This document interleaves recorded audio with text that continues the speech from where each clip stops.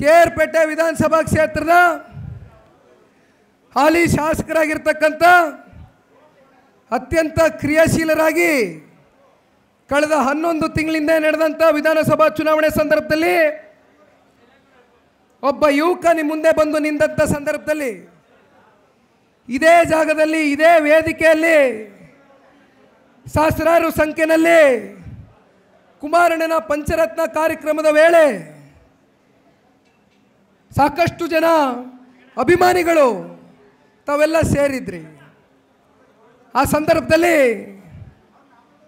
ಸಾಕಷ್ಟು ಸಣ್ಣ ಪುಟ್ಟ ಗೊಂದಲಗಳಿತ್ತು. ಯಾರು ಅಭ್ಯರ್ಥಿ ಆಗಬೇಕು, ಯಾರಿಗೆ ಪಕ್ಷ ಅವಕಾಶ ಮಾಡಿಕೊಡ್ಬೇಕು ಅಂತಕ್ಕಂಥದ್ದು. ನಿಜ ಹೇಳಬೇಕು ಅಂದರೆ ಕೆ.ಆರ್.ಪೇಟೆ ವಿಧಾನಸಭಾ ಕ್ಷೇತ್ರದಲ್ಲಿ ನಮ್ಮ ವೇದಿಕೆಯಲ್ಲಿ ಕುಳಿತಿರ್ತಕ್ಕಂಥ ಎಲ್ಲ ನಮ್ಮ ಪಕ್ಷದ ಸ್ಥಳೀಯ ಮುಖಂಡರುಗಳು ನಮ್ಮ ಪಕ್ಷದ ಒಂದು ಶಕ್ತಿ ಅಂತಕ್ಕಂಥದ್ದನ್ನು ನಾನು ಮರೀಲಿಕ್ಕೆ ಸಾಧ್ಯ ಇಲ್ಲ.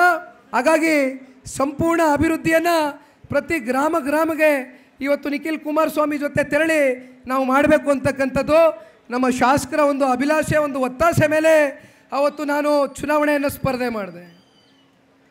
ಇವತ್ತು ನಾನು ನೆನೆಸ್ಕೊಳ್ತೇನೆ, ನಾನು ಎಂದೂ ಮರೀಲಿಕ್ಕೆ ಸಾಧ್ಯ ಇಲ್ಲ. ಚುನಾವಣೆಯಲ್ಲಿ ನಾನು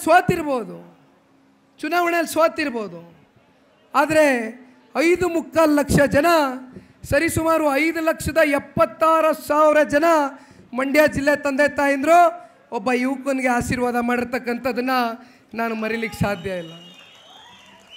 ಅನೇಕ ಸಂದರ್ಭದಲ್ಲಿ ಹೇಳಿದ್ದೇನೆ. ಇವತ್ತು ಇತಿಹಾಸ ತೆಗೆದು ನೋಡಿದಾಗ ಪುಟ್ಟರಾಜಣ್ಣವರು ಕೂಡ ಸಂಸದರಾಗಿ ಆಯ್ಕೆಯಾಗಿದ್ದರು. 5.25 ಲಕ್ಷ ಜನ ಮತ ಹಾಕ್ತಕ್ಕಂಥದ್ದು. ನಾನು ಸೋತಂಥ ಸಂದರ್ಭದಲ್ಲಿ 50,000 ಹೆಚ್ಚಿಗೆ ನನಗೆ ಆಶೀರ್ವಾದ ಮಾಡಿರ್ತಕ್ಕಂಥದ್ದನ್ನು ನಾನು ಮರೀಲಿಕ್ಕೆ ಸಾಧ್ಯ ಇಲ್ಲ. ಹಾಗಾಗಿ ಅವತ್ತು ಯಾವ ರೀತಿ ಒಂದು ಮೈತ್ರಿ ಧರ್ಮ ಪಾಲನೆ ಆಯಿತು, ಯಾವ ರೀತಿ ಕಾಂಗ್ರೆಸ್ನವರು ಬೆನ್ನಿಗೆ ಚೂರಿ ಚುಚ್ಚಿದ್ರು.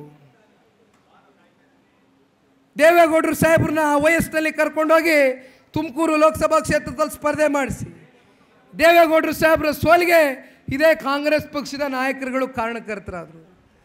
ಇದೇ ಮಂಡ್ಯದಲ್ಲಿ 5 ಗ್ಯಾರಂಟಿಗಳ ಫಲಾನುಭವಿ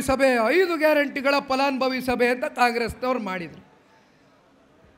ಈ ರಾಜ್ಯದ ಮುಖ್ಯಮಂತ್ರಿಗಳು ಹೇಳ್ತಾರೆ ವೇದಿಕೆ ಮೇಲೆ ನಿಂತು, ಅವತ್ತು ನಿಖಿಲ್ ಕುಮಾರಸ್ವಾಮಿ ಸೋಲ್ಗೆ ಕಾಂಗ್ರೆಸ್ ಪಕ್ಷದವರೇ ಕೊಟ್ಟಂಥದ್ದು ಕರೆ ಅಂತಕ್ಕಂಥದ್ದನ್ನು ಹೇಳ್ತಾರೆ. ಇನ್ನೊಂದು ಕಡೆ ಅದೇ ವೇದಿಕೆಯಲ್ಲಿ ಉಪಮುಖ್ಯಮಂತ್ರಿಗಳು ಹೇಳ್ತಾರೆ, ನಾವು ಜೋಡೆತ್ತಾಗಿ ಕುಮಾರಣ್ಣನ ಜೊತೆ ಹೆಗಲು ಕೊಟ್ಟು ಪ್ರಾಮಾಣಿಕವಾಗಿ ಕೆಲಸ ಮಾಡಿದ್ವಿ. ಇದರಲ್ಲೇ ನಾವು ಅರ್ಥ ಮಾಡ್ಕೊಳ್ಬೇಕಾಗ್ತದೆ, ಕಾಂಗ್ರೆಸ್ ಪಕ್ಷದ ನಾಯಕರಲ್ಲಿ ಒಂದು ಸ್ಪಷ್ಟತೆ ಇಲ್ಲ, ಅವರಲ್ಲೇ ಯಾವುದೇ ರೀತಿ ಒಂದು ಹೊಂದಾಣಿಕೆ ಇಲ್ಲ. ಒಬ್ಬೊಬ್ಬರು ಒಂದೊಂದು ರೀತಿ ಇವತ್ತು ವೇದಿಕೆಯಲ್ಲೇ ಮಾತನಾಡ್ತಾರೆ. ಹಾಗಿದ್ದಾಗ ನಾನು ಇವತ್ತು ಕೇಳ್ಕೊಳ್ತಕ್ಕಂಥದ್ದು ಇಷ್ಟೇ ಅಣ್ಣ, ಇವತ್ತು ಒಂದು ಗೊಂದಲವನ್ನು ಸೃಷ್ಟಿ ಮಾಡಿದ್ದಾರೆ.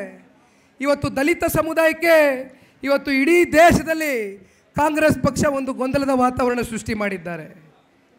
ಕಾಂಗ್ರೆಸ್ ಪಕ್ಷ ಎಲ್ಲ ಕಡೆ